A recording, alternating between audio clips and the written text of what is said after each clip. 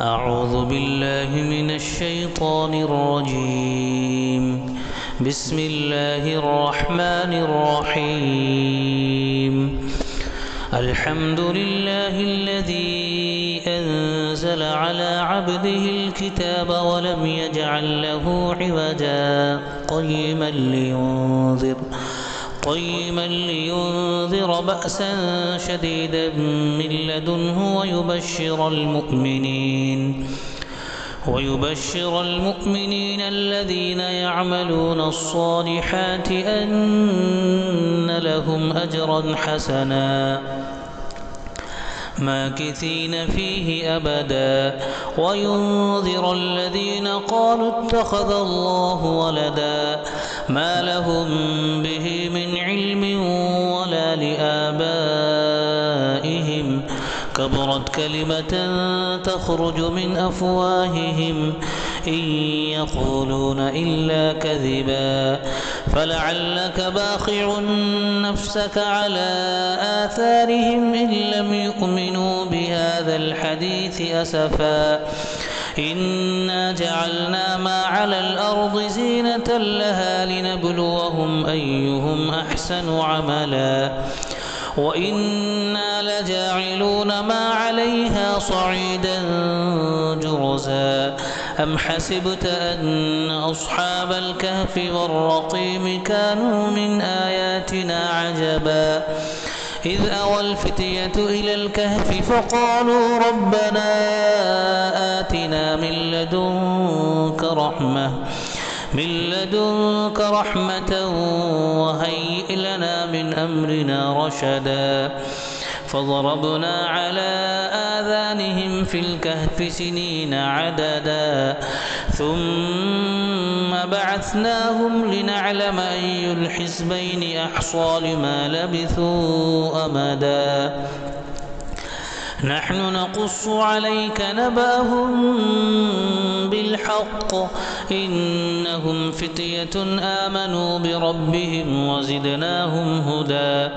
وربطنا على قلوبهم إذ قاموا فقالوا ربنا رب السماوات والأرض لن ندعو من دونه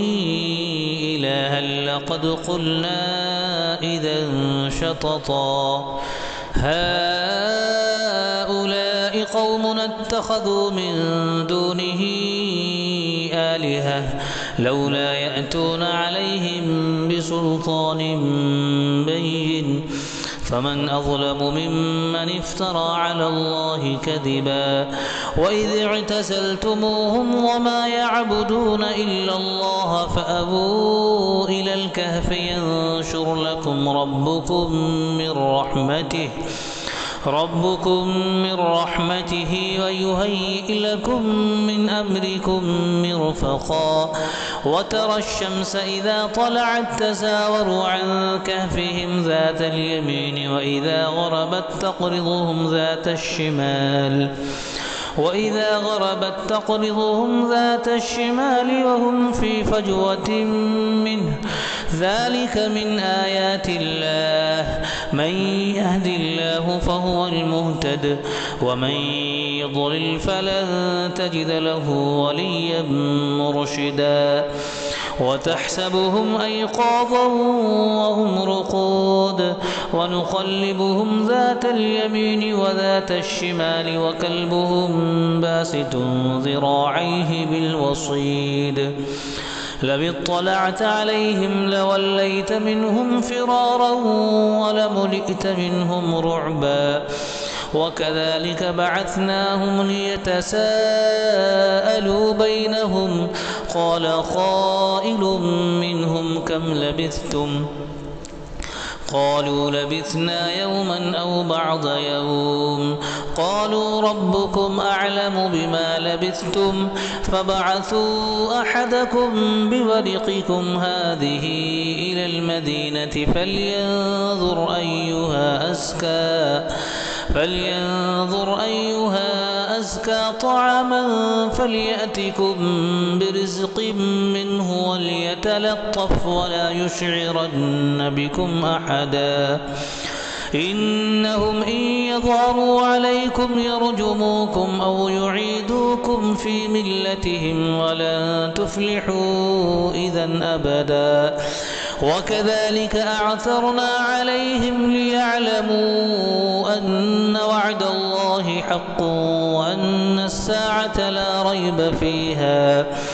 إذ يتنازعون بينهم أمرهم فقالوا ابنوا عليهم بنيانا ربهم أعلم بهم قال الذين غلبوا على أمرهم لنتخذن عليهم مسجدا سيقولون ثلاثة رابعهم كلبهم ويقولون خمسة سادسهم كلبهم رجما بالغيب ويقولون سبعة وثامنهم كلبهم قل ربي أعلم بعدتهم ما يعلمهم إلا قليل فلا تمال فيهم إلا مراء ظاهرا ولا تستفت فيهم منهم أحدا ولا تقولن لشيء إني فاعل ذلك غدا إلا أن يشاء الله واذكر ربك إذا نسيت وقل عسى أن يهديني ربي لأقرب من هذا رشدا ولبثوا في كهفهم 300 سنين وازدادوا 9 قل الله أعلم بما لبثوا له غيب السماوات والأرض أبصر به وأسمع ما لهم من دونه من ولي ولا يشرك في حكمه أحدا واتل ما أوحي إليك من كتاب ربك لا مبدل لكلماته ولن تجد من دونه ملتحدا واصبر نفسك مع الذين يدعون ربهم بالغداة والعشي يريدون وجهه ولا تعد عيناك عنهم تريد زينة الحياة الدنيا ولا تطع من أغفلنا قلبه عن ذكرنا واتبع هواه وكان أمره فرطا وقل الحق من ربكم فمن شاء فليؤمن ومن شاء فليكفر إنا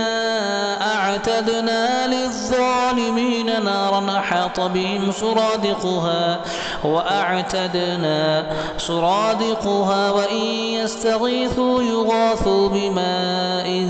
كالمهل يشوي الوجوه بئس الشراب وساءت مرتفقا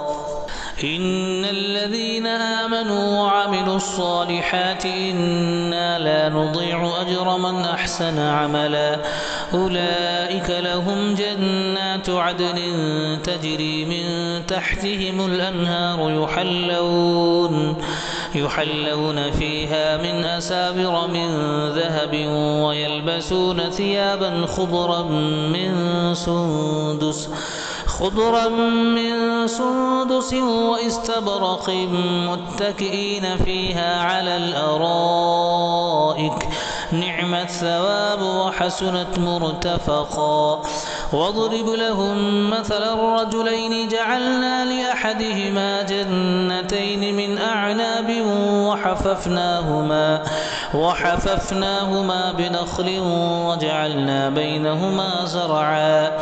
كلتا الجنتين آتت أكلها ولم تظلم منه شيئا وفجرنا خلالهما نهرا وكان له ثمر فقال لصاحبه وهو يحاوره أنا أكثر منك مالا وأعز نفرا ودخل جنته وهو ظالم لنفسه قال ما أظن أن تبيد هذه أبدا وما أظن الساعة قائمة ولئن رددت إلى ربي لأجدن خيرا منها منقلبا قال له صاحبه وهو يحاوره أكفرت بالذي خلقك من تراب ثم من نطفة ثم سواك رجلا لكن هو الله ربي ولا أشرك بربي أحدا ولولا إذ دخلت جنتك قلت ما شاء الله لا قوة إلا بالله إن ترني أنا أقل منك مالا وولدا فعسى ربي أن يؤتيني خيرا من جنتك ويرسل عليها حسبانا من السماء فتصبح صعيدا زلقا أو يصبح ماؤها غورا فلن تستطيع له طلبا وأحيط بثمره فأصبح يقلب كفيه على ما أنفق فيها وهي خاوية على عروشها ويقول يا ليتني لم أشرك بربي أحدا ولم تكن له فئة ينصرونه من دون الله وما كان منتصرا هنالك الولاية لله الحق هو خير ثوابا وخير عقبا واضرب لهم مثل الحياة الدنيا كماء إن أنزلناه من السماء فاختلط به نبات الأرض فأصبح هشيما تذروه الرياح وكان الله على كل شيء مقتدرا المال والبنون زينة الحياة الدنيا والباقيات الصالحات خير عند ربك ثوابا وخير أملا ويوم نسير الجبال وترى الأرض بارزة وحشرناهم فلم نغادر منهم أحدا وعرضوا على ربك صفا لقد جئتمونا كما خلقناكم أول مرة بل زعمتم أن لن نجعل لكم موعدا ووضع الكتاب فترى المجرمين مشفقين مما فيه ويقولون يا ويلتنا ما لهذا الكتاب لا يغادر صغيرة ولا كبيرة إلا أحصاها ووجدوا ما عملوا حاضرا ولا يظلم ربك أحدا وإذ قلنا للملائكة اسجدوا لآدم فسجدوا إلا إبليس كان من الجن ففسق عن أمر ربه أفتتخذونه وذريته أولياء من دوني وهم لكم عدو بئس للظالمين بدلا ما أشهدتهم خلق السماوات والأرض ولا خلق أنفسهم وما كنت متخذ المضلين عضدا ويوم يقول نادوا شركائي الذين زعمتم فدعوهم فلم يستجيبوا لهم وجعلنا بينهم موبقا ورأى المجرمون النار فظنوا أنهم مواقعوها ولم يجدوا عنها مصرفا ولقد صرفنا في هذا القرآن للناس من كل مثل وكان الإنسان أكثر شيء جدلا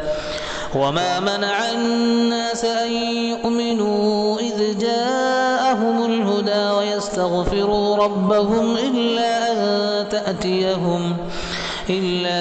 أن تأتيهم سنة الأولين أو يأتيهم العذاب قبلا وما نرسل المرسلين إلا مبشرين ومنذرين ويجادل الذين كفروا بالباطل ليدحضوا به الحق واتخذوا آياتي وما أنذروا هزوا ومن أظلم ممن ذكر بآيات ربه فأعرض عنها ونسي ما قدمت يداه إنا جعلنا على قلوبهم أكنة أن يفقهوه وفي آذانهم وقرا وإن تدعوهم إلى الهدى فلن يهتدوا إذن أبدا وربك الغفور ذو الرحمة لو يؤاخذهم بما كسبوا لعجل لهم العذاب بل لهم موعد لن يجدوا من دونه موئلا وتلك القرى أهلكناهم لما ظلموا وجعلنا لمهلكهم موعدا وإذ قال موسى لفتاه لا أبرح حتى أبلغ مجمع البحرين أو أمضي حقبا فلما بلغا مجمع بينهما نسيا حوتهما فاتخذ سبيله في البحر سربا فلما جاوزا قال لفتاه آتنا غداءنا لقد لقينا من سفرنا هذا نصبا قال أرأيت إذ أوينا إلى الصخرة فإني نسيت الحوت وما أنسانيه إلا الشيطان أن أذكره واتخذ سبيله في البحر عجبا قال ذلك ما كنا نبغي فارتدا على آثارهما قصصا فوجدا عبدا من عبادنا آتيناه رحمة من عندنا وعلمناه من لدنا علما قال له موسى هل أتبعك على أن تعلمني مما علمت رشدا قال إنك لن تستطيع معي صبرا وكيف تصبر على ما لم تحط به خبرا قال ستجدني إن شاء الله صابرا ولا أعصي لك أمرا قال فإن اتبعتني فلا تسألني عن شيء حتى أحدث لك منه ذكرا فانطلقا حتى إذا ركبا في السفينة خرقها قال أخرقتها لتغرق أهلها لقد جئت شيئا إمرا قال ألم أقل إنك لن تستطيع معي صبرا قال لا تؤاخذني بما نسيت ولا ترهقني من أمري عسرا فانطلقا حتى إذا لقيا غلاما فقتله قال أقتلت نفسا زكية بغير نفس لقد جئت شيئا نكرا قال ألم أقل لك إنك لن تستطيع معي صبرا قال إن سألتك عن شيء بعدها فلا تصاحبني قد بلغت من لدني عذرا فانطلقا حتى إذا أتيا أهل قرية استطعما أهلها فأبوا أن يضيفوهما فوجدا فيها جدارا يريد أن ينقض فأقامه قال لو شئت لاتخذت عليه أجرا قال هذا فراق بيني وبينك سأنبئك بتأويل ما لم تستطع عليه صبرا أما السفينة فكانت لمساكين يعملون في البحر فأردت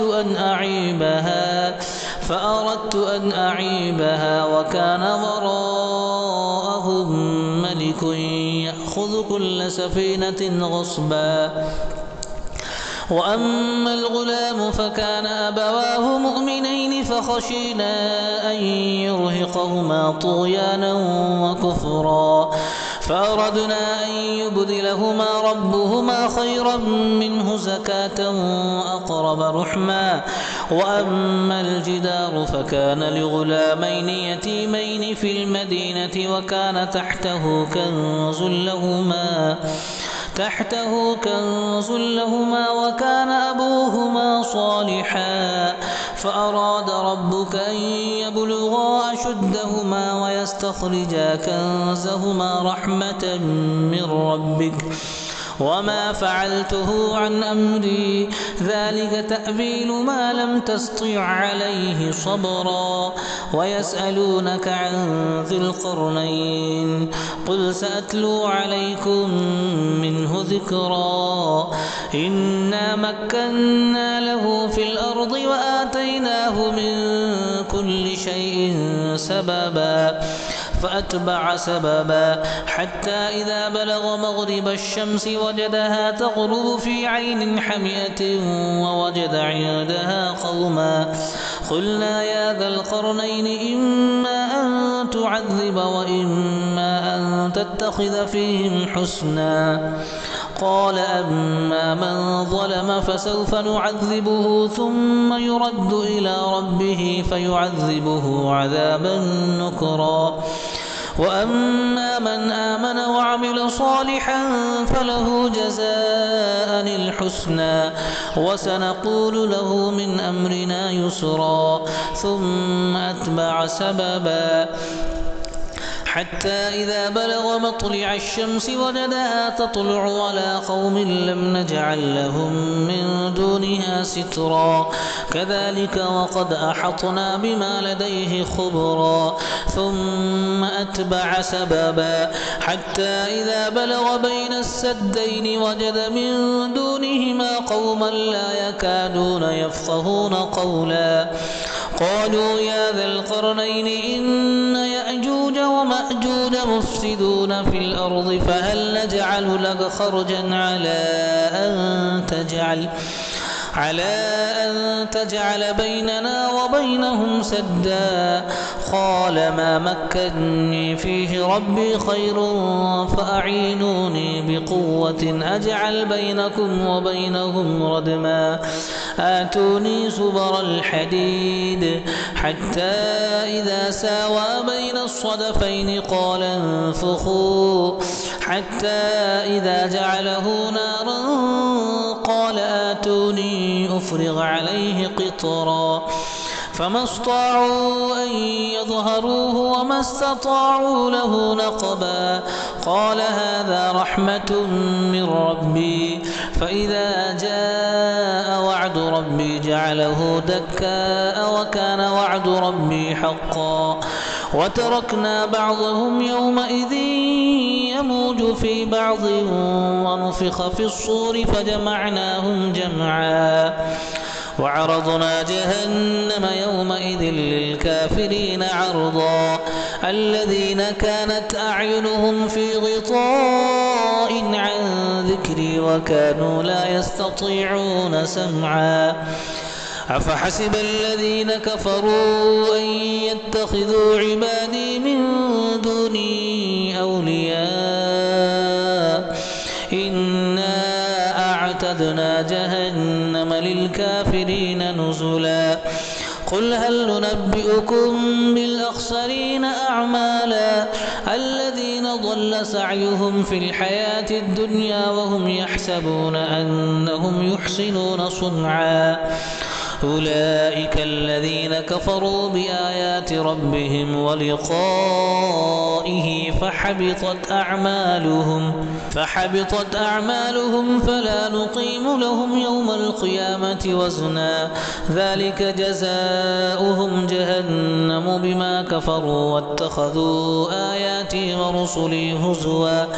إن الذين آمنوا وعملوا الصالحات كانت لهم جنات الفردوس نزلا خالدين فيها لا يبغون عنها حولا قل لو كان البحر مدادا لكلمات ربي لنفذ البحر قبل أن تنفد كلمات ربي أن تنفذ كلمات ربي ولو جئنا بمثله مددا قل إنما أنا بشر مثلكم يوحى إلي أنما إلهكم إله واحد فمن كان يرجو لقاء ربه فليعمل عملا صالحا ولا يشرك بعبادة ربه أحدا. بسم الله الرحمن الرحيم. الحمد لله الذي أنزل على عبده الكتاب ولم يجعل له عوجا قيما لينذر بأسا شديدا من لدنه ويبشر المؤمنين الذين يعملون الصالحات أن لهم أجرا حسنا ماكثين فيه أبدا وينذر الذين قالوا اتخذ الله ولدا ما لهم به من علم ولا لآبائهم كبرت كلمة تخرج من أفواههم إن يقولون إلا كذبا فلعلك باخع نفسك على آثارهم إن لم يؤمنوا بهذا الحديث أسفا إنا جعلنا ما على الأرض زينة لها لنبلوهم أيهم أحسن عملا وإنا لجاعلون ما عليها صعيدا جرزا أم حسبت أن أصحاب الكهف والرقيم كانوا من آياتنا عجبا إذ أوى الفتية إلى الكهف فقالوا ربنا آتنا من لدنك رحمة وهيئ لنا من أمرنا رشدا فضربنا على آذانهم في الكهف سنين عددا ثم بعثناهم لنعلم أي الحزبين أحصى لما لبثوا أمدا نحن نقص عليك نبأهم بالحق إنهم فتية آمنوا بربهم وزدناهم هدى وربطنا على قلوبهم إذ قاموا فقالوا ربنا رب السماوات والأرض لن ندعو من دونه إلها لقد قلنا إذا شططا هؤلاء قومنا اتخذوا من دونه آلهة لولا يأتون عليهم بسلطان بين فمن أظلم ممن افترى على الله كذبا وإذ اعتزلتموهم وما يعبدون إلا الله فأبوا إلى الكهف ينشر لكم ربكم من رحمته ويهيئ لكم من أمركم مرفقا وترى الشمس إذا طلعت تزاور عن كهفهم ذات اليمين وإذا غربت تقرضهم ذات الشمال وهم في فجوة منه ذلك من آيات الله من يهد الله فهو المهتد ومن يضلل فلن تجد له وليا مرشدا وتحسبهم أيقاظا وهم رقود ونقلبهم ذات اليمين وذات الشمال وكلبهم باسط ذراعيه بالوصيد لو اطلعت عليهم لوليت منهم فرارا ولملئت منهم رعبا وكذلك بعثناهم ليتساءلوا بينهم قال قائل منهم قالوا لبثنا يوما أو بعض يوم قالوا ربكم أعلم بما لبثتم فابعثوا أحدكم بورقكم هذه إلى المدينة فلينظر أيها أزكى طعاما فليأتكم برزق منه وليتلطف ولا يشعرن بكم أحدا إنهم إن يظهروا عليكم يرجموكم أو يعيدوكم في ملتهم ولن تفلحوا إذا أبدا وكذلك أعثرنا عليهم ليعلموا أن وعد الله حق وأن الساعة لا ريب فيها إذ يتنازعون بينهم أمرهم فقالوا ابنوا عليهم بنيانا ربهم أعلم بهم قال الذين غلبوا على أمرهم لنتخذن عليهم مسجدا سيقولون ثلاثة رابعهم كلبهم ويقولون خمسة سادسهم كلبهم رجما بالغيب ويقولون سبعة وثامنهم كلبهم قل ربي أعلم بعدتهم ما يعلمهم إلا قليل فلا تمال فيهم إلا مراء ظاهرا ولا تستفت فيهم منهم أحدا ولا تقولن لشيء إني فاعل ذلك غدا إلا أن يشاء الله واذكر ربك إذا نسيت وقل عسى أن يهديني ربي لأقرب من هذا رشدا ولبثوا في كهفهم 300 سنين وازدادوا 9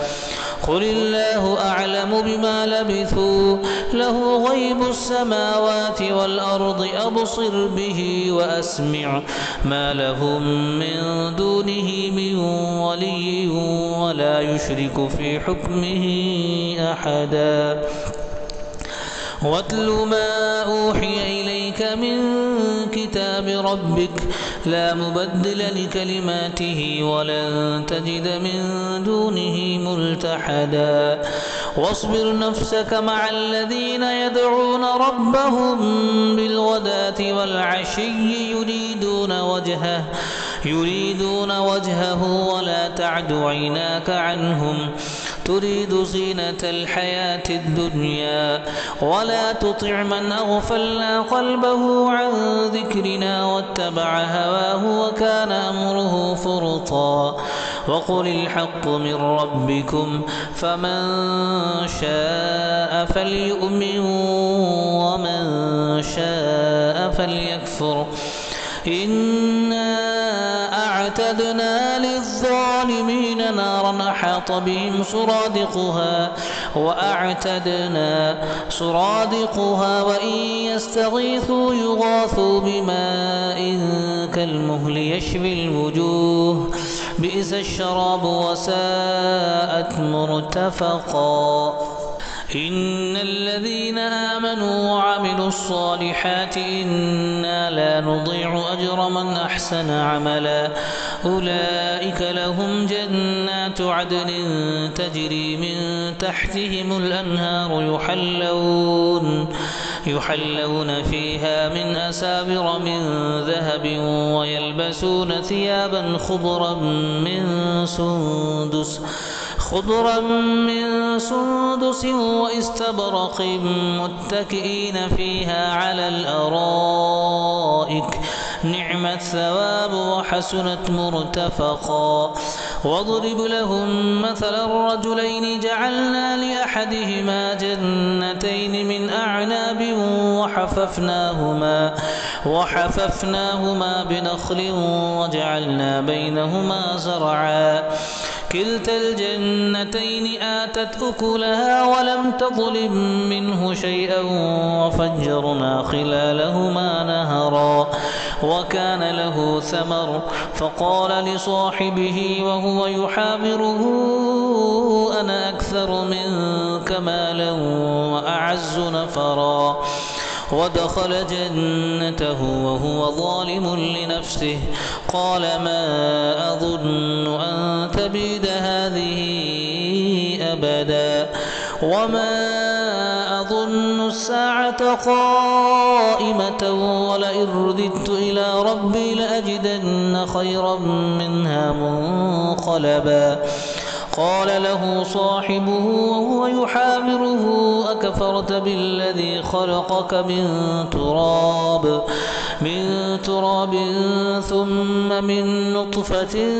ثم سواك رجلا لكن هو الله ربي ولا أشرك بربي أحدا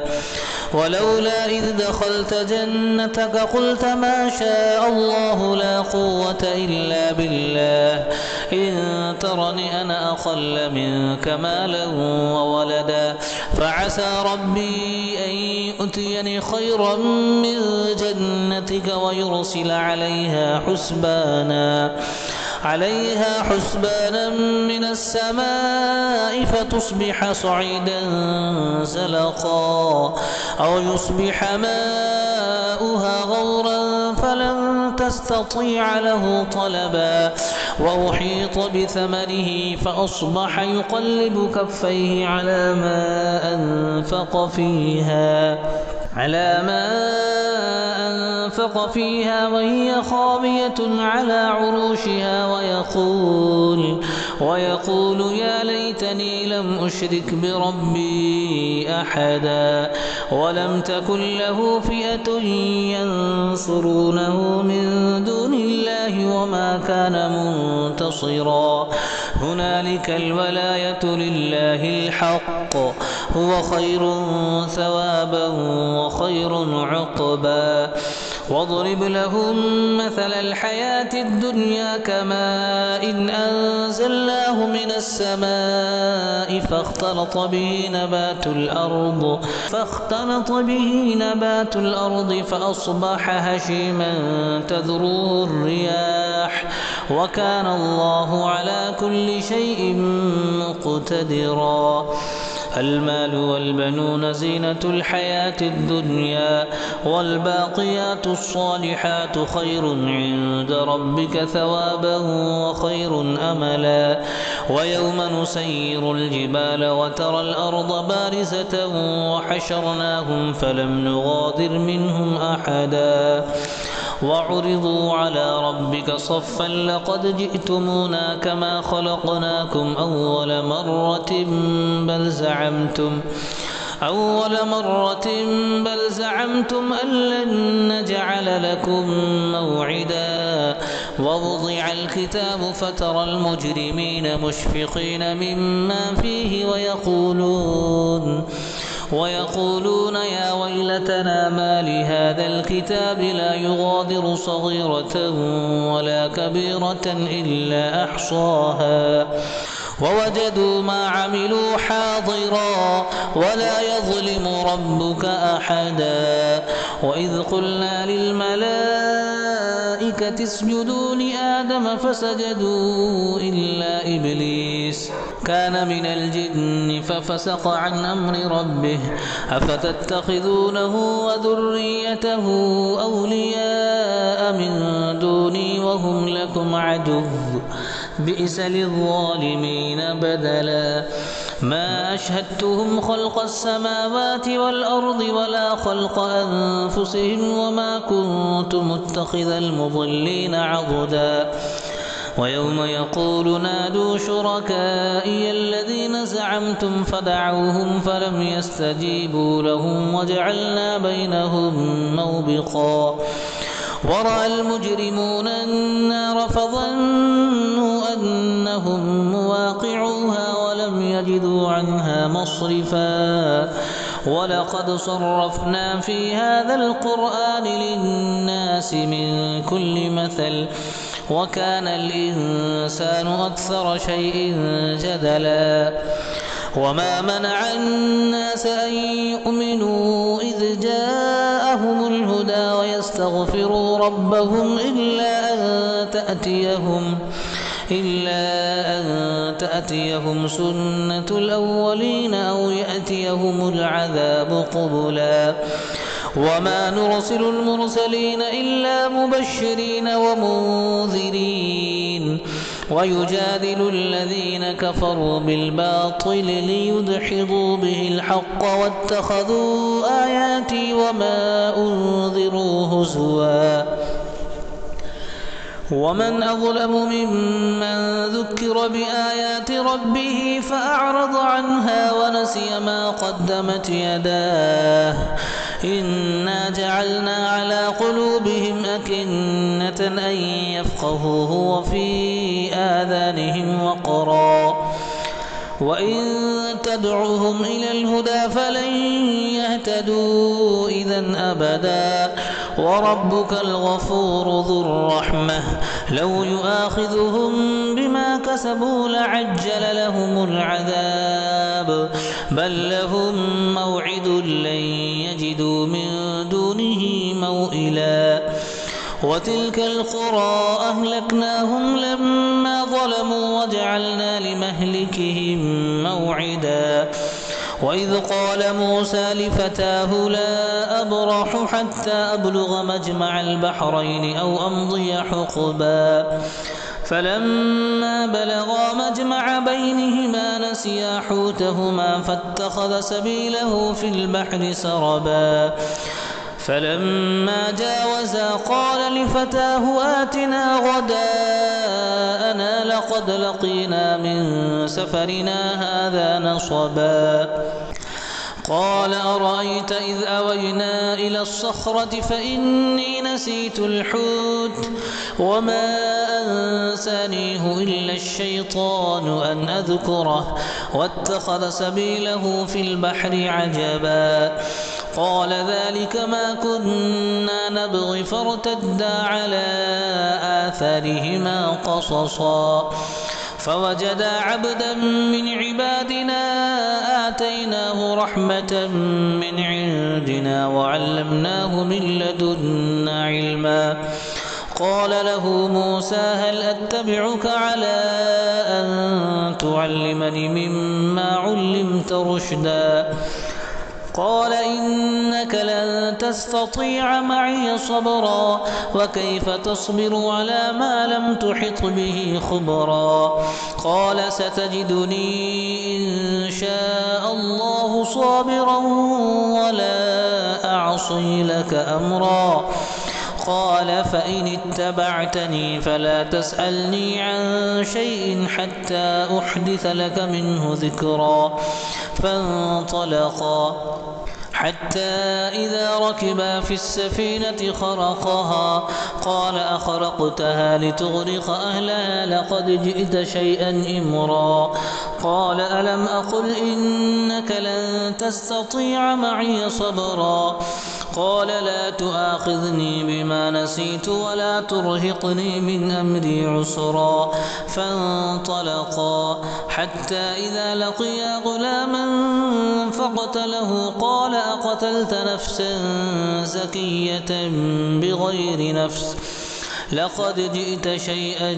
نكرا قال ألم أقل لك إنك لن تستطيع معي صبرا قال إن سألتك عن شيء بعدها فلا تصاحبني قد بلغت من لدني عذرا فانطلقا حتى إذا أتيا أهل قرية استطعما أهلها فأبوا أن يضيفوهما فوجدا فيها جدارا يريد أن ينقض فأقامه قال لو شئت لاتخذت عليه أجرا قال هذا فراق بيني وبينك سأنبئك بتأويل ما لم تستطع عليه صبرا أما السفينة فكانت لمساكين يعملون في البحر فأردت أن أعيبها وكان وراءهم ملك يأخذ كل سفينة غصبا وأما الغلام فكان أبواه مؤمنين فخشينا أن يرهقهما طغيانا وكفرا فأردنا أن يبدلهما ربهما خيرا منه زكاة وأقرب رحما. وأما الجدار فكان لغلامين يتيمين في المدينة وكان تحته كنز لهما وكان أبوهما صالحا فأراد ربك أن يبلغا أشدهما ويستخرجا كنزهما رحمة من ربك وما فعلته عن أمري ذلك تأويل ما لم تسطع عليه صبرا. ويسألونك عن ذي القرنين قل سأتلو عليكم منه ذكرا. إنا مكنا له في الأرض وآتيناه من كل شيء سببا فأتبع سببا حتى إذا بلغ مغرب الشمس وجدها تغرب في عين حمئة ووجد عندها قوما قلنا يا ذا القرنين إما أن تعذب وإما أن تتخذ فيهم حسنا. قال أما من ظلم فسوف نعذبه ثم يرد إلى ربه فيعذبه عذابا نكرا. وأما من آمن وعمل صالحا فله جزاء الحسنى وسنقول له من أمرنا يسرا. ثم أتبع سببا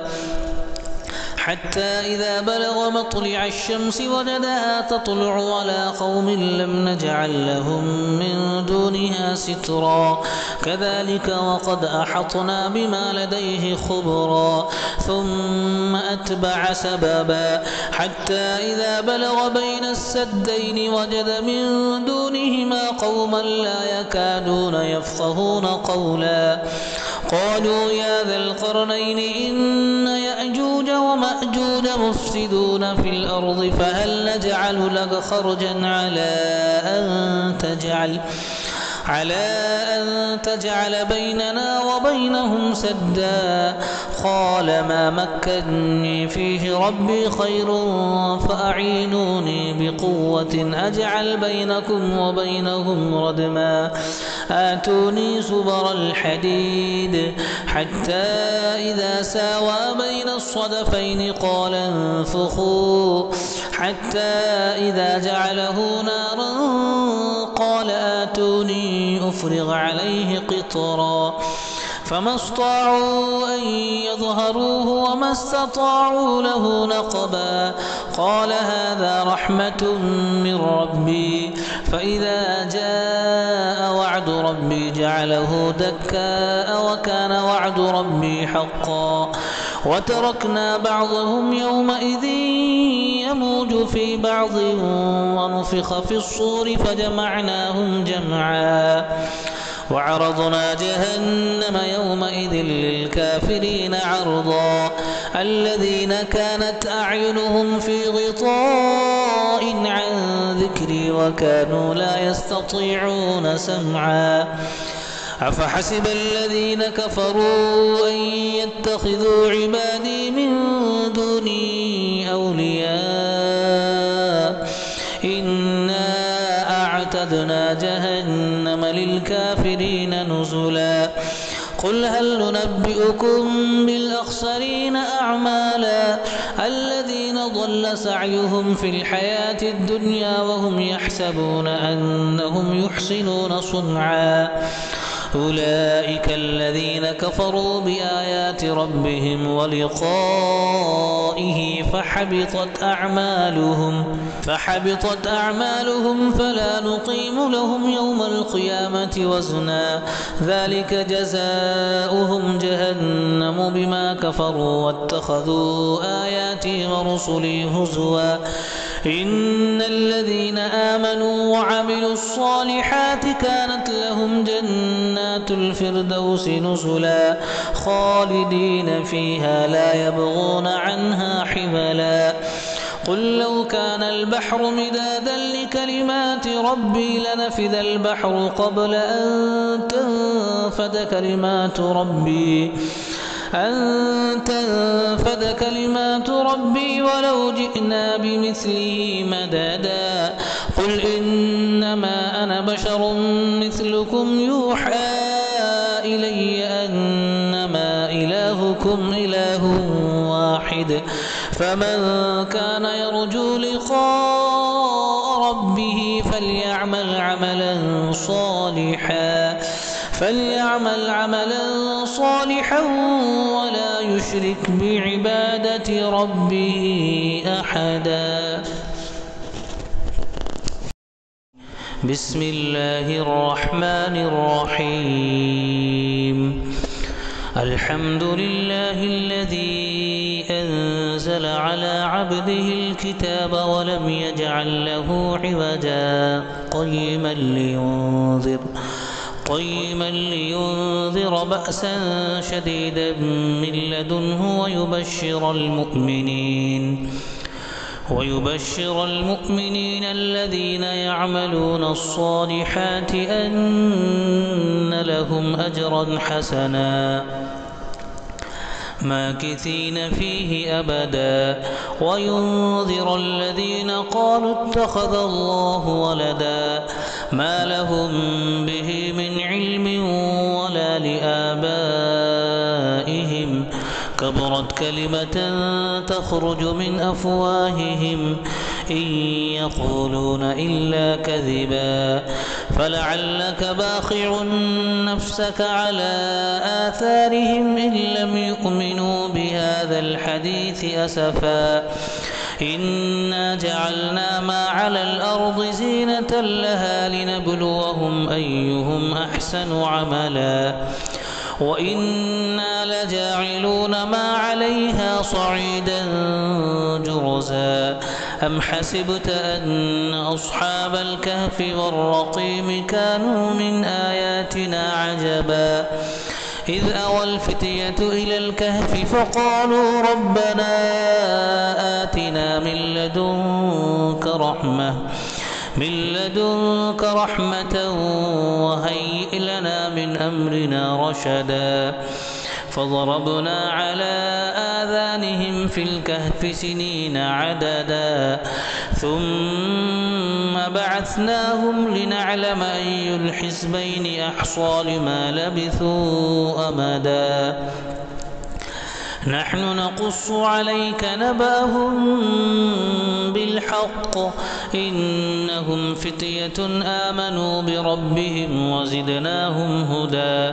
وربطنا على قلوبهم إذ قاموا فقالوا ربنا رب السماوات والأرض لن ندعو من دونه إلها لقد قلنا إذا شططا هؤلاء قومنا اتخذوا من دونه آلهة لولا يأتون عليهم بسلطان بين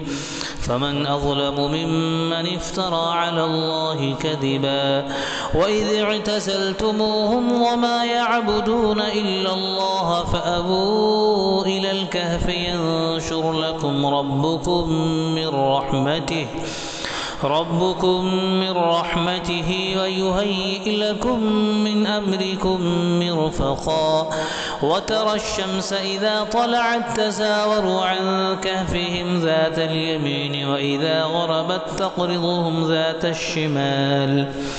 وإذا غربت تقرضهم ذات الشمال وهم في فجوة منه ذلك من آيات الله من يهد الله فهو المهتد ومن يضلل فلن تجد له وليا مرشدا وتحسبهم أيقاظا وهم رقود ونقلبهم ذات اليمين وذات الشمال وكلبهم باسط ذراعيه بالوصيد لو اطلعت عليهم لوليت منهم فرارا ولملئت منهم رعبا وكذلك بعثناهم ليتساءلوا بينهم قال قائل منهم كم لبثتم قالوا لبثنا يوما أو بعض يوم قالوا ربكم أعلم بما لبثتم فبعثوا أحدكم بورقكم هذه إلى المدينة فلينظر أيها أزكى طعاما فليأتكم برزق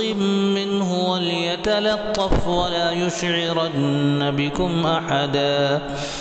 إنهم إن يظهروا عليكم يرجموكم أو يعيدوكم في ملتهم ولن تفلحوا إذا أبدا وكذلك أعثرنا عليهم ليعلموا أن وعد الله حق وأن الساعة لا ريب فيها إذ يتنازعون بينهم أمرهم فقالوا ابنوا عليهم بنيانا ربهم أعلم بهم قال الذين غلبوا على أمرهم لنتخذن عليهم مسجدا سيقولون ثلاثة رابعهم كلبهم ويقولون خمسة سادسهم كلبهم رجما بالغيب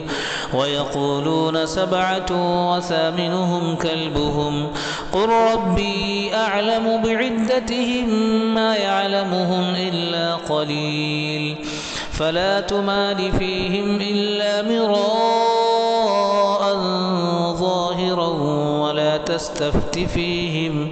ولا تستفت فيهم منهم أحدا ولا تقولن لشيء إني فاعل ذلك غدا إلا أن يشاء الله واذكر ربك إذا نسيت وقل عسى أن يهديني ربي لأقرب من هذا رشدا ولبثوا في كهفهم 300 سنين وازدادوا 9 قل الله أعلم بما لبثوا له غيب السماوات والأرض أبصر به وأسمع ما لهم من دونه من ولي ولا يشرك في حكمه أحدا واتل ما أوحي إليك من كتاب ربك لا مبدل لكلماته ولن تجد من دونه ملتحدا واصبر نفسك مع الذين يدعون ربهم بالغداة والعشي يريدون وجهه ولا تعد عيناك عنهم تريد زينة الحياة الدنيا ولا تطع من أغفلنا قلبه عن ذكرنا واتبع هواه وكان أمره فرطا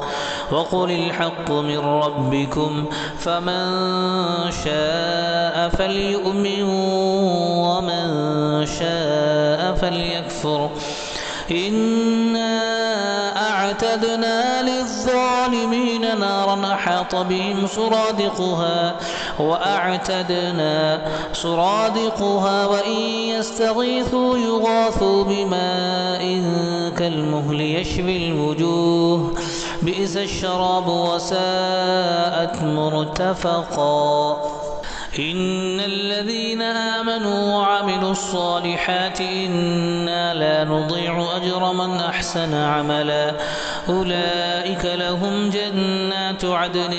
تجري من تحتهم الأنهار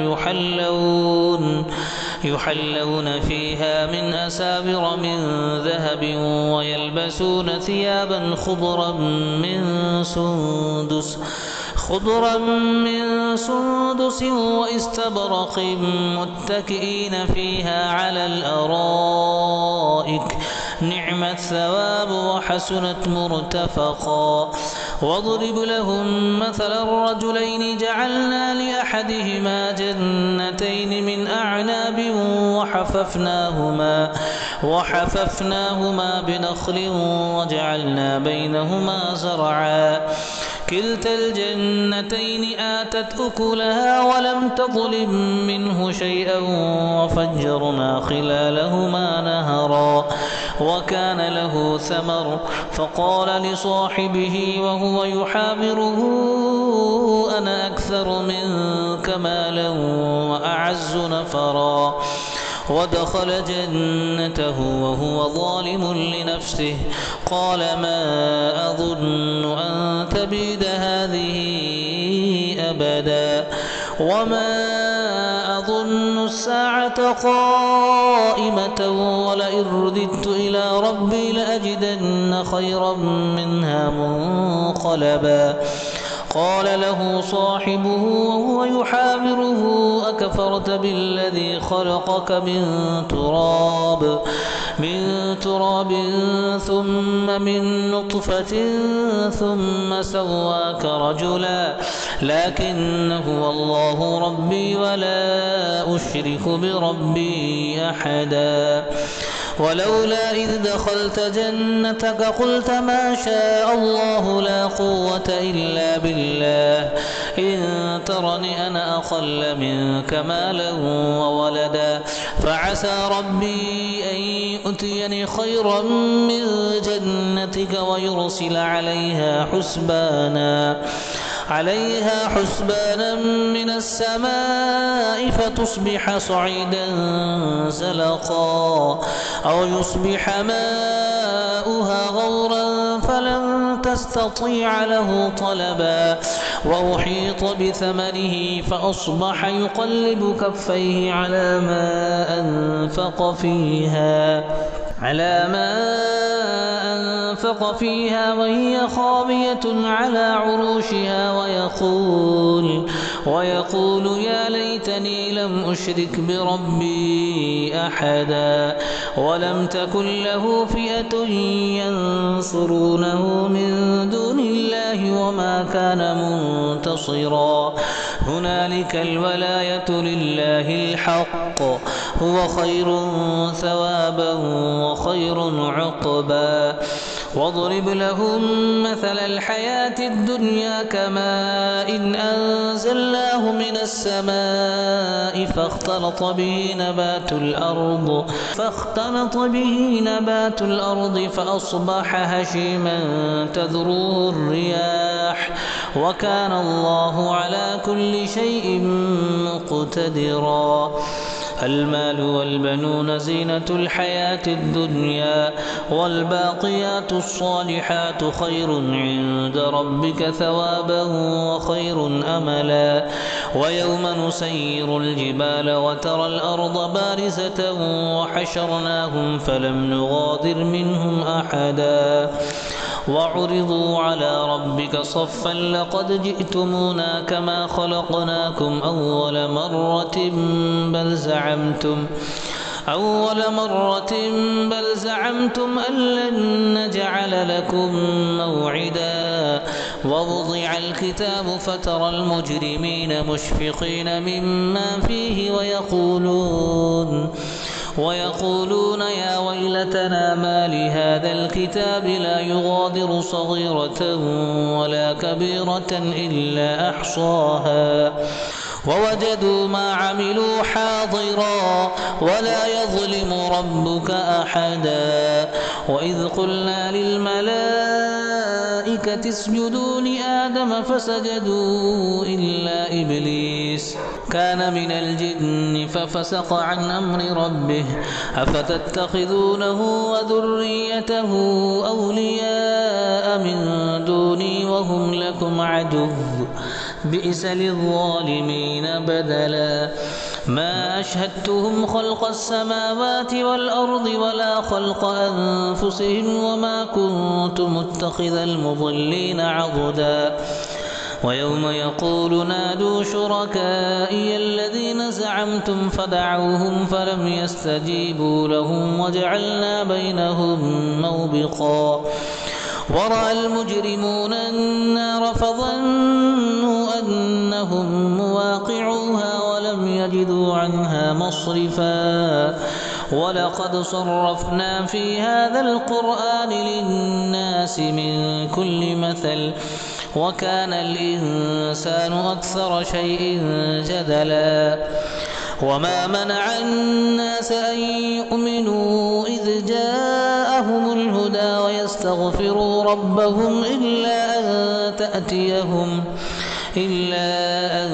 تأتيهم سنة الأولين أو يأتيهم العذاب قبلا وما نرسل المرسلين إلا مبشرين ومنذرين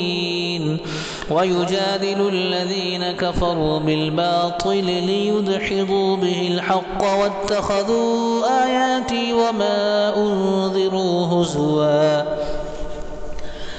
ومن أظلم ممن ذكر بآيات ربه فأعرض عنها ونسي ما قدمت يداه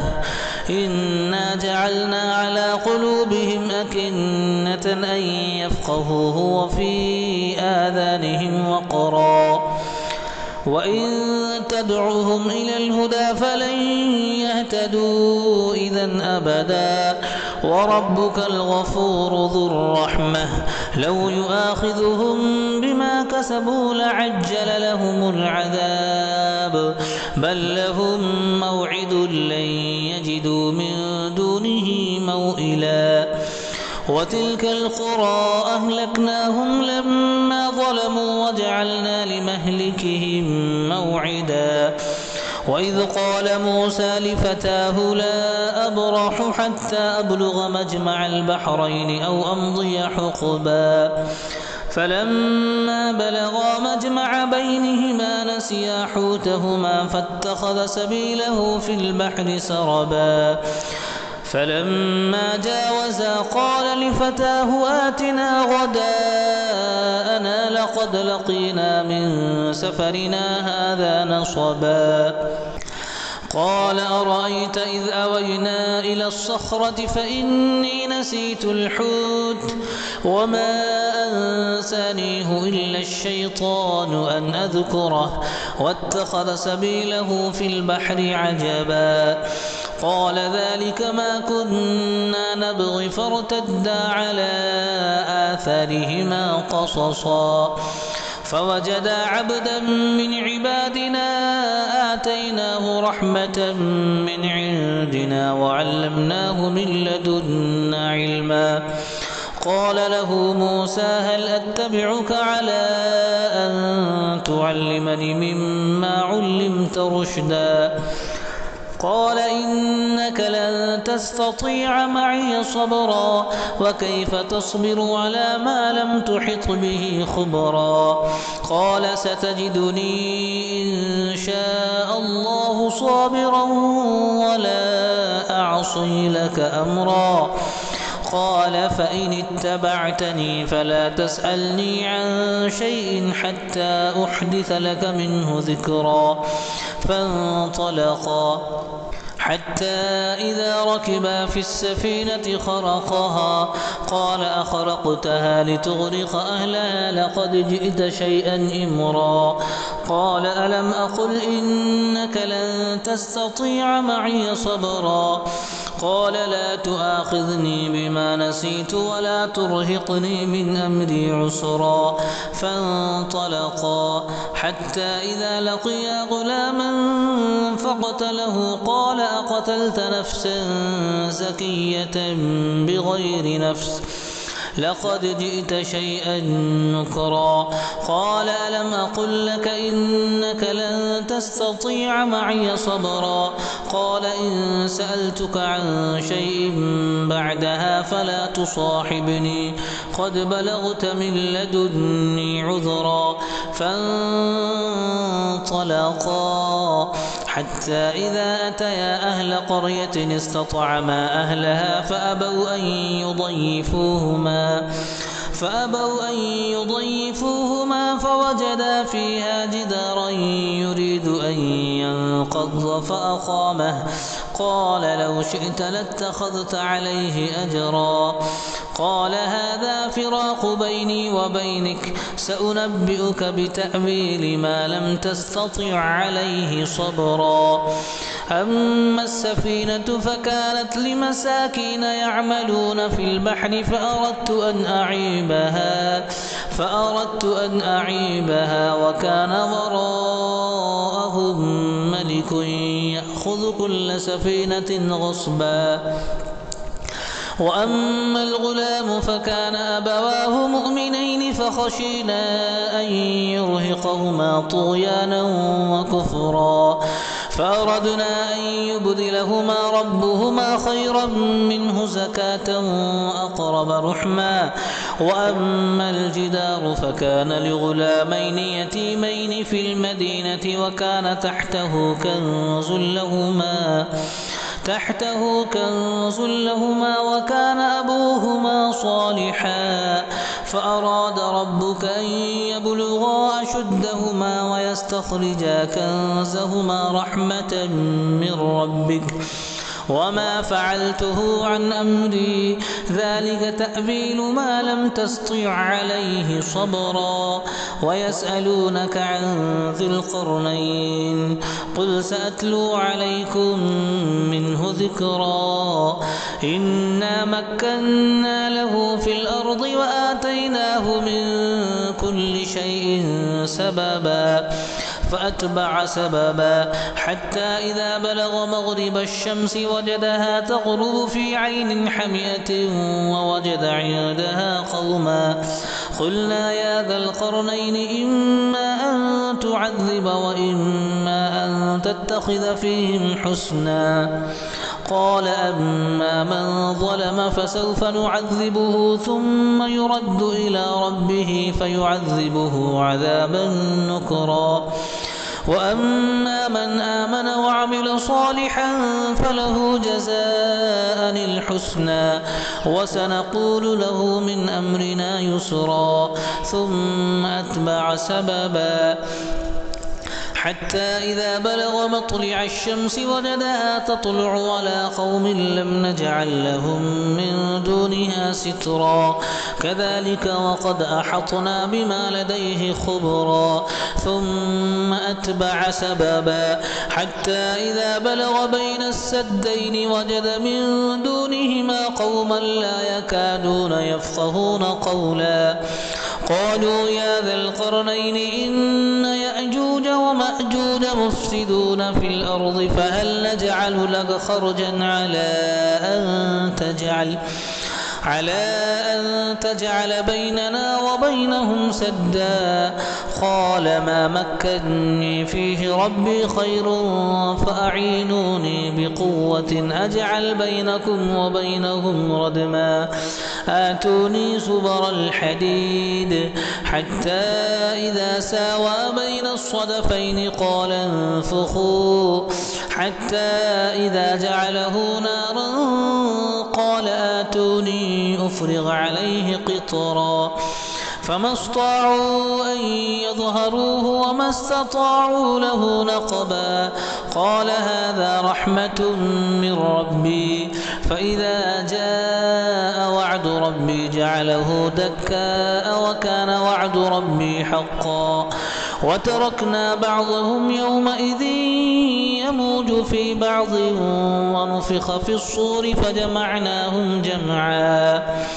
وعرضنا جهنم يومئذ للكافرين عرضا الذين كانت أعينهم في غطاء عن ذكري وكانوا لا يستطيعون سمعا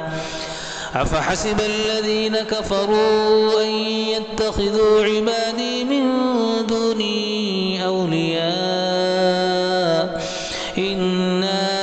أعتدنا جهنم للكافرين نزلا